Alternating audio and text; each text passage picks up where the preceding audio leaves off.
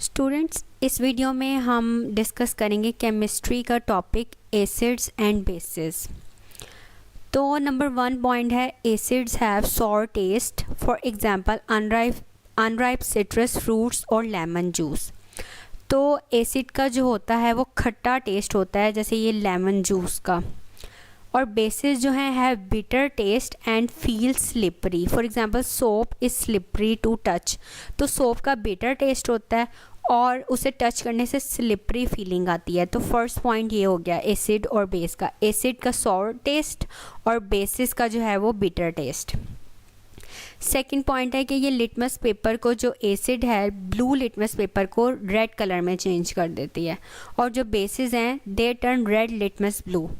तो जो बेसिस हैं वो रेड लिटमस पेपर को ब्लू में चेंज कर देती हैं, और जो एसिड्स हैं वो ब्लू लिटमस पेपर को रेड में कन्वर्ट कर देती हैं। थर्ड पॉइंट है they are corrosive in concentrated form. Concentrated form मतलब पानी जिसमें कम हो, तो ये कोरोसिव होती हैं कंसनट्रेटेड फॉर्म में। And they are non corrosive except concentrated form of sodium hydroxide and potassium hydroxide. तो ये नॉन कोरोसिव हैं एक्सेप्ट कंसनट्रेटेड फॉर्म्स ऑफ, यानी सोडियम हाइड्रोक्साइड और पोटाशियम हाइड्रोक्साइड कंसनट्रेटेड फॉर्म में जो हैं वो कोरोसिव ही होते हैं, वो नॉन कोरोसिव नहीं होते। नंबर 4 पॉइंट है their aqueous solution conduct electric current, यानी एक्वा सोल्यूशन मतलब अगर पानी में इसको मिक्स करके तो ये जो है ये इलेक्ट्रिक करंट इनसे पास हो जाता है। एंड बेसिस का है 4 point their aqueous solutions conduct electric current. तो इसका भी एक्वा सोल्यूशन जो है वो इलेक्ट्रिक करंट को कंडक्ट कर लेता है, इलेक्ट्रिक करंट यानी से पास हो जाता है।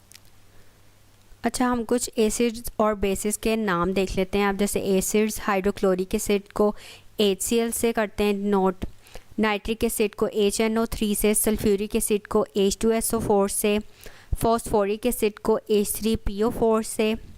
बेसिस के ये नाम है सोडियम हाइड्रोक्साइड को NaOH से।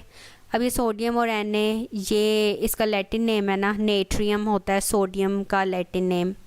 और पोटाशियम हाइड्रोक्साइड KOH, पोटाशियम का लैटिन नेम ये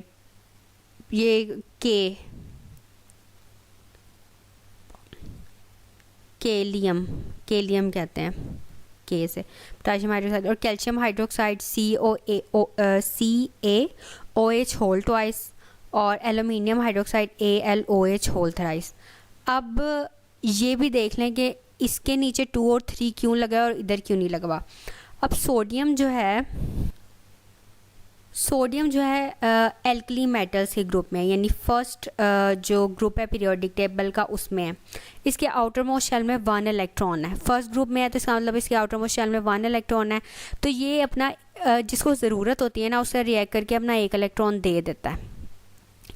तो इसकी जो वैलेंसी है ना वो +1 है, वो इसीलिए कि ये अपना 1 इलेक्ट्रॉन दूसरों को दे देता है। तो इसीलिए OH में नेगेटिव चार्ज आ जाता है और इससे +1, तो इसलिए 1 तो हम लिखते नहीं है। पोटाशियम का भी यही है, पोटाशियम भी फर्स्ट ग्रुप में है, एल्कली मेटल है ये भी। तो इसके भी आउटर मोस्ट शेल में 1 इलेक्ट्रॉन है, तो ये भी अपना 1 इलेक्ट्रॉन दूसरों को दे देता है और इसकी भी इसीलिए वैलेंसी +1 है। जो कैल्शियम है ना वो अल्कलाइन अर्थ मेटल्स में यानी दूसरे ग्रुप में है, तो इसके आउटर मोस्ट शेल में 2 इलेक्ट्रॉन है, तो जिसको ज़रूरत होती है अपने 2 इलेक्ट्रॉन दूसरे को दे देता है, तो इसलिए इसकी +2 वैलेंसी है। एल्यूमिनियम के आउटर मोस्ट शेल में 3 इलेक्ट्रॉन्स है, आप इसका जो स्ट्रक्चर है वो बनाकर चेक कर सकते हैं। तो इसके आउटर मोस्ट शेल में 3 इलेक्ट्रॉन्स हैं, तो ये 3 इलेक्ट्रॉन दूसरों को दे देता है जिससे रिएक्ट करता है, तो इसलिए इसके ऊपर +3 चार्ज आ जाता है। इस वजह से इनकी वैलेंसी ये +1, इसकी कैल्शियम की +2 और एल्यूमिनियम की +3 है। अगर ये एसिड और बेस की ये जो जितना हमने पढ़ा है, अगर इसमें कोई कन्फ्यूजन है तो आप मुझसे कमेंट में पूछ सकते हैं। अगर मेरी वीडियो अच्छी लगी हो तो वीडियो को लाइक करें और शेयर करें और मेरे चैनल को सब्सक्राइब करें। Thank you.